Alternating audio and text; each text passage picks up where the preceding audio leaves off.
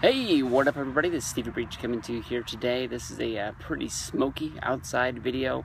A lot of fires here. It looks like it's cloudy here in Sacramento, California, but it's actually supposed to be pretty sunny and clear, but smoke is filling up the skies from the fires around here. So the air quality around here is pretty bad. I mean, you breathe in, all you really taste is ash, and it's pretty crazy around here. But today the Oakland Raiders played at home. They opened up the season against the Cincinnati Bengals. A lot of the people around here in Sacramento, California were really pumped for this game.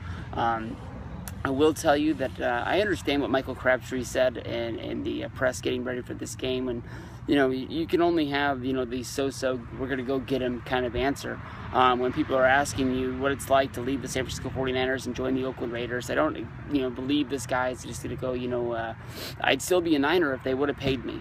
But for him to come out and openly bash Crabtree is saying he's glad that he's going to be playing on the Oakland Raiders because he can play on a team with a quarterback like Carr who's going to be able to deliver him the ball. As a 49er fan, I will point out that two of the biggest games that guy's ever played in, the Super Bowl a few years ago and the NFC Championship game against the Seattle Seahawks just 2 years ago. Think about how both of those games ended. Both of those games ended with passes to Michael Crabtree from Colin Kaepernick. Both of those balls were catchable balls. You were defended, but Colin can't catch the ball for you. And I've never really put you on blast for this, but if you think about that NFC Championship game pass, you were being covered by Sherman. Sherman calls you out saying that he was better than you, and I sort of stuck up for you because you were a Niner. But honestly, you had your hands thrown up and you were begging for a penalty from the referee. You were trying to get that pass interference call before the ball even hit the ground. You should have just been a receiver. You should have been trying not to get the call and catch the ball. That's what you're paid for.